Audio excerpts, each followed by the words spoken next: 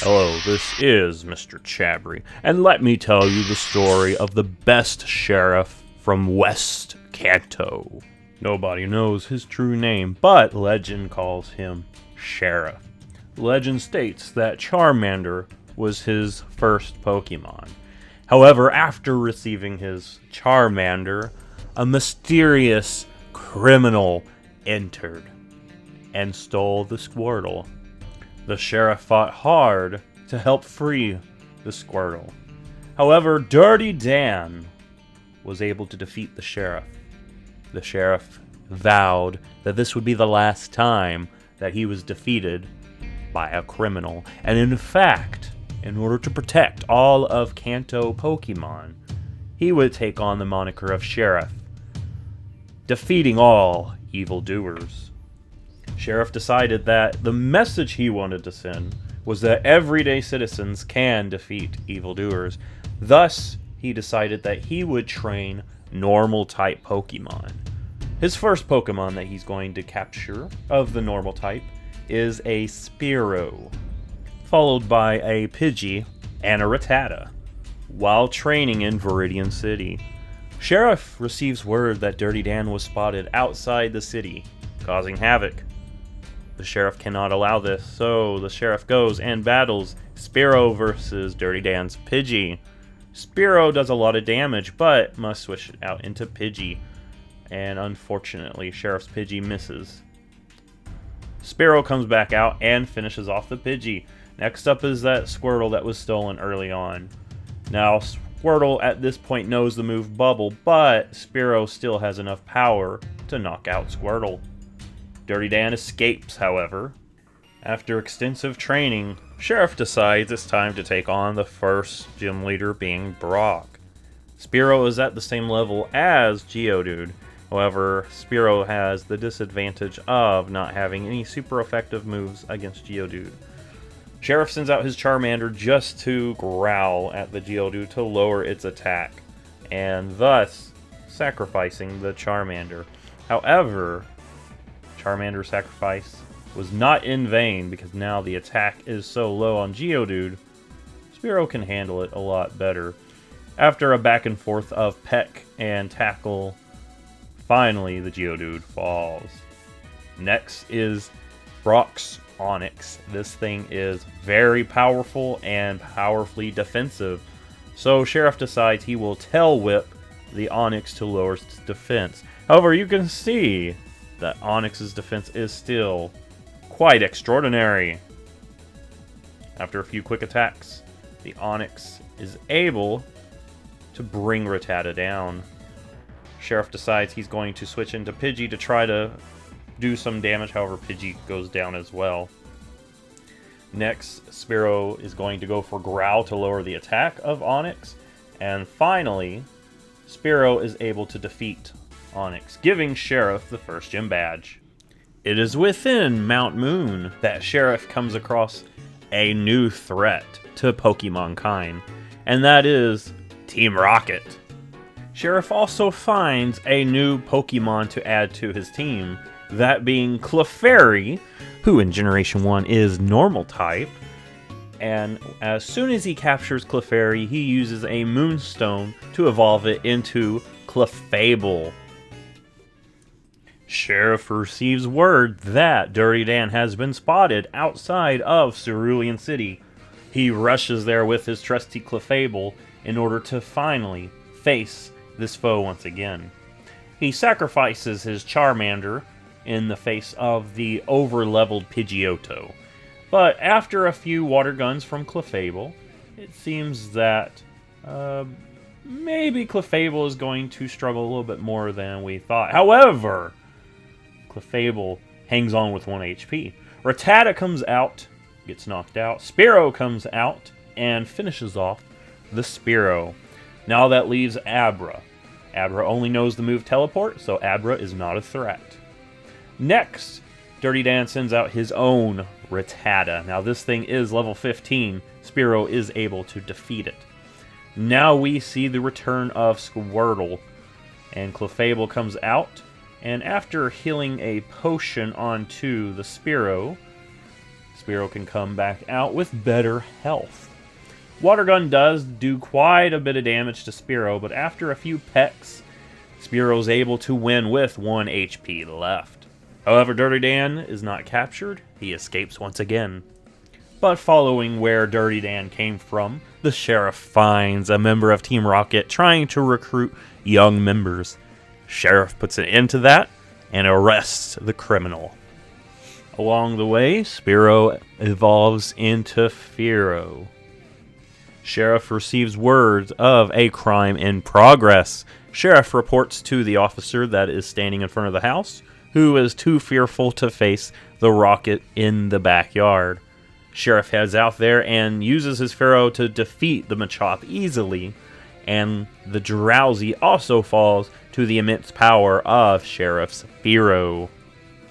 Sheriff also adds to his team a Meowth.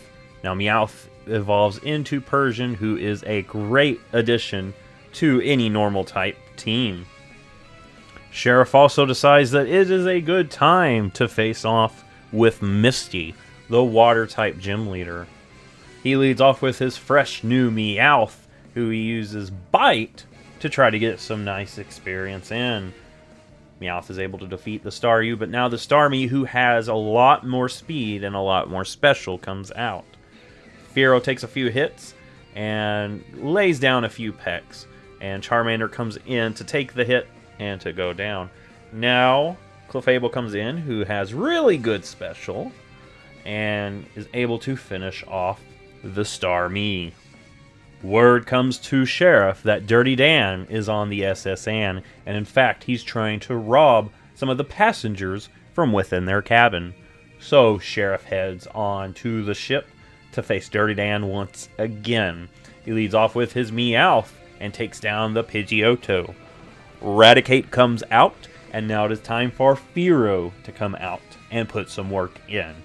Fearow, being one of Sheriff's best Pokemon, does a lot of work. Now it's time for Dirty Dan to receive another gym badge. He goes in to face Lieutenant Surge with his Meowth. Meowth is able to defeat the Voltorb pretty easily. Next up, Clefable comes out to use Water Gun on the Pikachu. Clefable has really good special, so Thundershock should not be doing that much damage. Now the Thunderbolting Raichu comes out, and a Thunder Wave paralyzes Raichu. Generation 1 electric types can get paralyzed. So now a Thunderbolt finishes off Clefable. Rattata comes out and gets knocked out as well. Fearow comes out. Easily gets knocked out, unfortunately. But now it's up to Meowth to come in and try to do some work. And luckily, Raichu never goes for Thunderbolt in the face of Meowth. After traveling the expanses of Eastern Kanto, Sheriff reaches Lavender Town and his Meowth evolves into Persian. Sheriff receives word that Rocket is operating from beneath the game corner, and Sheriff is going to use this to shut down that operation. So Clefable comes out and Water Guns Onix and Rhyhorn with a one-shot KO. That leaves Kangaskhan, who is a little bit tougher. Fearow goes for Mirror Move. I'm hoping that I can get some Bite flinches, but Kangaskhan actually switches up its moves. Thunderbolt will finish off the Kangaskhan, however. And after Sheriff has defeated Giovanni, word comes out that Dirty Dan is spotted in the Lavender Tower, causing mayhem. He immediately dispatches to the location and defeats Pidgeotto with the Persian. Next up, Clefable Water Guns the Growlithe into oblivion. Next up is the Execute. Now, this thing is Grass Psychic, so it is weak to Fearow's Peck. That leaves Kadabra on Dirty Dan's team. Kadabra, though, at this point has Confusion, but it's not enough to defeat the Fearow. War Turtle comes out, and a well-placed Thunderbolt is all that it takes. As Sheriff continues his journeys, he is met by a sleeping Snorlax. Now, Snorlax is a great normal type, and Sheriff decides to add this Pokemon to his team. The thing with Snorlax, though, is it's tougher to capture than a lot of the Pokemon that Sheriff has came across so far. One of the reasons is it has the move Rest, so it can heal itself back up. And it has a lower catch rate than a lot of other Pokemon that we have captured at this junction. So, mainly what I'm trying to do is lower its defense so I can get some damage and keep that damage on it. We mirror move the Headbutt with the hopes of getting a flinch as the Snorlax decides to go for Amnesia, which is actually pretty bad. Rest is also pretty bad, so we're going to go ahead and try to lower the defense a little bit more, so that way we can get it down lower when we need to. Clefable comes out, and we decide to pound because of the Amnesia boost that the Snorlax has received. But the thing is, now that it has put itself to sleep, it should be a little bit easier to capture. I'm going to paralyze it, so that way I can have a little bit better chances, and that ends up being enough. This was one of the hardest captures so far. Sheriff then comes across a Doduo. Now, Doduo is a great Pokemon once it evolves into Dodrio. In fact, it is a lot better than Fearow. So, Sheriff makes the decision to retire his old partner and use this new flying normal type. The next chapter for Sheriff actually took quite a while. Upon reaching the Safari Zone, Sheriff learns of a great find that exists out in the Safari Zone, that being the rare normal type Tauros. He sets out on an adventure to find this tough to capture Pokemon. But after quite a few hours and traveling in and out of the Safari Zone, Sheriff is finally successful. Now, this actually happens around the 17th hour mark, just to give you an idea of how tough Tauros is to capture, but it will be well worth it.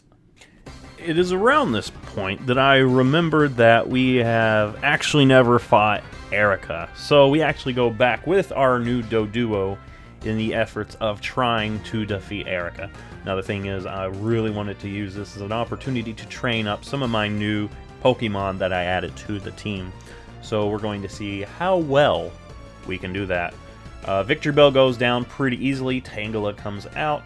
The unfortunate thing is Doduo is poisoned, and we end up missing the peck, which is surprising.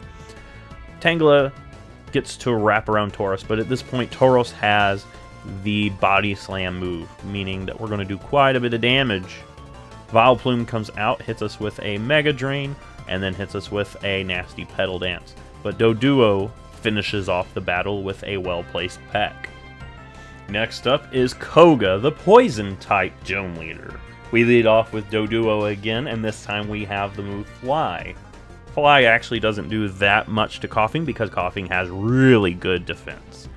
But we're able to slowly whittle this thing down with Fly, and the fact that it's missing a lot of these hits is really nice. We get poisoned, which is a perfect opportunity for us to go into Snorlax. Snorlax goes for Strength and misses because of the smoke screen that has been set up. Muck comes out, and Tauros seems to be the best option here because it does so much damage, has a chance to paralyze and flinch with Stomp and Body Slam. Next up is Coughing, and at this point, we're doing a lot better, but one smoke screen shuts down our accuracy, which is quite annoying. We are able to headbutt the thing into oblivion. Last up is Wheezing, and this thing likes to go for Explosion whenever it wants. We go into Tauros trying to get maybe a paralysis on it, and we get hit with a nasty Sludge, and I decide we're going to go ahead and Stomp as it goes kablooey, giving us the badge. Sheriff receives word that Team Rocket is up to no good, and in fact they are in Saffron City right now. So he heads on down to Saffron City and locates the center of their new operation, Sylph Co. He infiltrates the building in an effort to rescue the people of Saffron City. It is at this point that the sheriff learns that Dirty Dan is actually working with Team Rocket now, and he has helped them lead the takeover of Sylph Co. So it's time for us to face Dirty Dan once again. Pidgeot is his lead as we lead with Doduo, who can actually do quite a bit of damage. We actually switch into Clefable, who can Thunderbolt this thing into a crisp chicken salad. Now, Doduo learns the move Drill Peck, which is actually a lot better than Peck. We actually switch into Snorlax to take on the Growlithe, because Snorlax has the move Surf. Really, it was the only Pokemon on my team that could learn Surf. Next up is Execute. Now, Execute is weak to flying type moves, but it does go for that Reflect, which actually gives it just enough survivability to take some of these hits.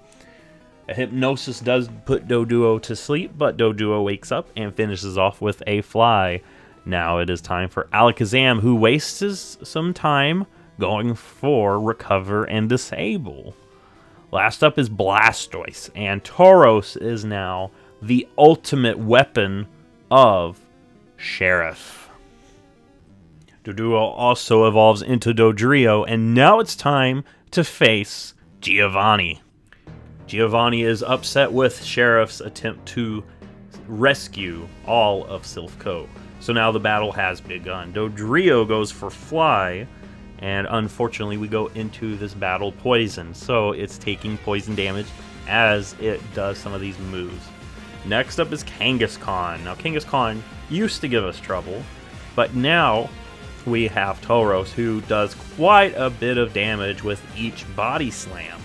Tauros is going to level up, and for Rhyhorn, Snorlax can easily one-shot this thing with a Surf. Next up is Nidoqueen, and Surf still does quite a bit of damage. However, it has a lot more bulk, special bulk that is, when compared to Rhyhorn, but it's still not enough. Snorlax is still able to get the victory. At this point, Sheriff can finally face Sabrina for the Psychic-type Gym Badge. So, Tauros leads off and easily destroys the Kadabra. Tauros is, like I said, one of the best Pokemon in Generation 1, and here we're getting to see it in action. 2 body slams, 2 Pokemon go down. Next up is Venomoth, who comes out and takes a Fly and a Drill Peck to knock out. Last up is Alakazam. Now this thing is fast and it hits hard. Hopefully Tauros can come in and do some work. And you can see that 2 body slams is all that it takes. Sheriff now learns that there was a Pokemon rescued from the game corner. So Sheriff takes it in. The mysterious and cybernetic Porygon. Now it's time to face Blaine, and we're going to lead off with Porygon. That way we can train this thing up because it really needs it. Tauros, though, as you're going to see, is going to be really great in this battle, easily destroying the Growlithe. Ponyta comes out and gets destroyed by an Earthquake. Rapidash comes out. It actually takes an Earthquake, answers back with a Stomp, which Tauros stomps it as well. Now we see the Arcanine, who gets paralyzed, which is really good, and a Hyper Beam is not quite enough, but luckily the full paralysis means we knock it out the next turn. It is at this point that Sheriff learns that Giovanni is in fact the final gym leader, and at this point, if Sheriff is able to defeat Giovanni, Giovanni has nowhere to go. So it's time for the showdown. Giovanni leads off with his Rhyhorn as Porygon, who has actually came in with a little bit of damage, decides to go for a recover. Porygon destroys this thing with 2 Ice Beams. Next up is Persian, who misses the bite, but has to switch into Dodrio because of the dig. Now we do a little bit of damage with Fly, but it seems like Drill Peck actually does more. Dodrio finishes it off with a Slash, and it takes a bite to finish off Dodrio. Nidoqueen comes out, and this time Clefable comes out because of a well-placed Blizzard, which will do quite a bit of damage. Nidoqueen has taken a lot of trouble, but now Nidoking here can take some hits too. But it gets frozen, meaning that it is completely shut down. Finally, Rhydon here is quad weak to Surf. It's still not enough for a one-hit KO, but a miss on the Horn Drill means Snorlax wins this battle. And Giovanni has been put under arrest. Sheriff learns that Dirty Dan is on his way to the Elite Four, and in an effort to intercept him, he comes across the no-good scoundrel. Now it's time for another battle. This time Clefable leads and thunderbolts the Pidgeot into oblivion. Next up is Rhyhorn. Now Rhyhorn is quite weak to Surf, so a well-placed Surf will finish it off. Next up is Growlithe, and Growlithe is also weak to Surf. Not as bad, but enough that it takes 2 hits to take it out. Execute comes out, and this time Dodrio comes in with 2 Drill Pecks to knock it out. And you can see that Drill Peck actually is really, really good. Alakazam comes out. The thing is Tauros should be fine because of Body Slam. And the unfortunate thing is we do not get the paralysis, but a recover gives us a chance. Now, what my hope here is that a Body Slam gets a paralysis and that we can Hyper Beam this thing into oblivion. After doing some much needed training, it's time to take on Lorelei of the Elite Four. We need to defeat the Elite Four so we can save them from Dirty Dan's plan for domination. We go ahead and defeat the Dugong, which puts itself to sleep. Clefable comes out and takes some hits from the Cloyster, and unfortunately, the Cloyster actually survives, and it hits us with a nasty crit. Slowbro comes out. I go for Thunderbolt first off because this thing does have amnesia. It actually starts going for Withdraw instead, which is actually good for us. Jinx comes out, and a well-placed Body Slam does quite a bit of damage, and instead of attacking, Lorelei decides to heal. Now we got Body Slam actually doing some good work, and I still have not been able to get a one-shot with that Hyper Beam. I'm hoping that sometime I will get that. Persian comes out and finishes off the Lapras. That leads us into Bruno. Now Bruno, even though he is a fighting type Elite Four member, he always leads off with his Onix, who is weak to water. We're going to go ahead and switch into Dodrio, who has Drill Peck. That's going to do quite a bit of work for us in this leg of the battle. Next up is Hitmonlee. Now Hitmonlee actually has less defense than Hitmonchan, so it goes down a lot quicker.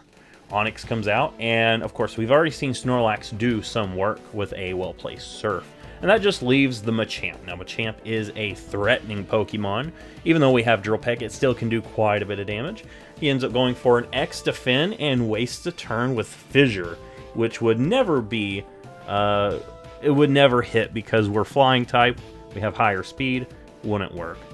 Next up is Agatha, the Ghost type Elite Four. All of her Pokemon also have the poison typing, so Tauros goes for an Earthquake, which ends up not being enough. Gengar goes for Confuse Ray, and right now we're getting a lot of unfortunate rolls here.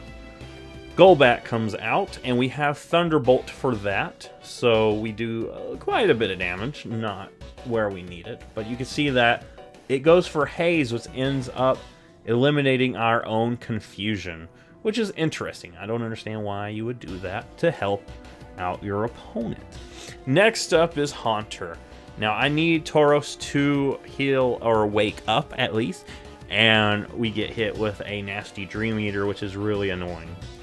Right now, we're dealing with some annoying hacks here because we're getting knocked out one by one. But Snorlax comes in, knocks this thing finally out with a Surf, and Tauros comes out, gets knocked out. We go for Surf on the Gengar, we get Poison, and I decide that I want to go ahead and use a Revive on Tauros because Tauros is going to be my best case scenario. And unfortunately, we lose Tauros, but having Tauros back in the game actually did help us out. Lance is going to be next. This person uses Dragon type, but also all of his Pokemon have the commonality that they have Flying type. So he's going to lead off with Gyarados, and I actually wish that I had led off with my Clefable, but we'll take what we can and get some well-placed Thunderbolts in. Dragonair comes out. We do have Blizzard for his Dragon types, and we do one-shot the Dragonair.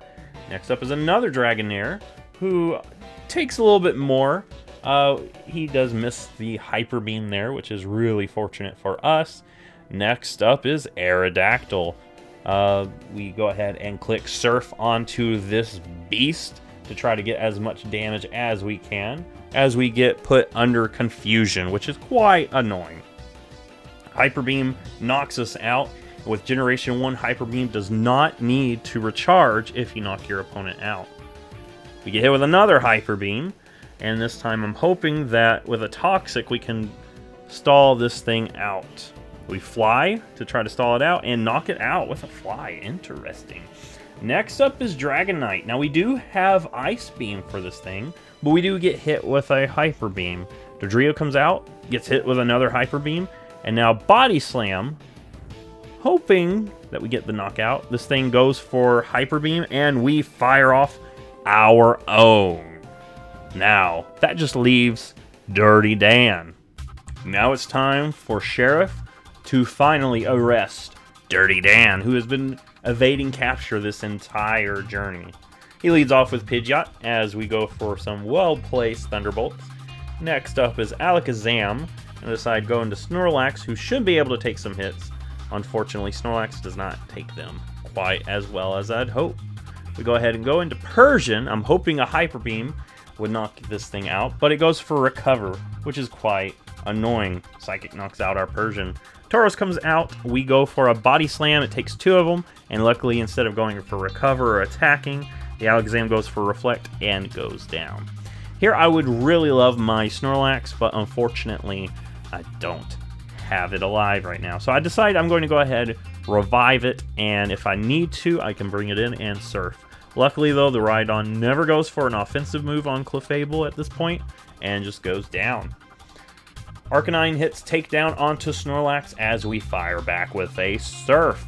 You can see that Tauros comes out to try to finish this thing off, but it's not quite enough, and an Earthquake will finish off the Arcanine. Executor comes out. I'm going to go into Clefable and try to hit it, but we don't quite hit it. I go for a Drill Peck, which looks to be a 3-hit KO. Luckily, Hypnosis does not connect. Last up is Blastoise, and it fires off a nasty Blizzard. We got Tauros out here who goes for a Body Slam and gets frozen, which is quite annoying. We just fire off some Hyper Beams, and the Hyper Beam is enough to knock it out. So Dirty Dan has finally been arrested, finally concluding the epic manhunt. And with that, Sheriff has finally defeated Dirty Dan, and in the process become champion. So now we get to see the Clefable, the Snorlax, the Persian, the Tauros, the Porygon, and the Dodrio that got Sheriff to where he is. So that concludes Sheriff's rise into legendariness. Sheriff retires back to the Viridian City Gym, where he becomes the normal type gym leader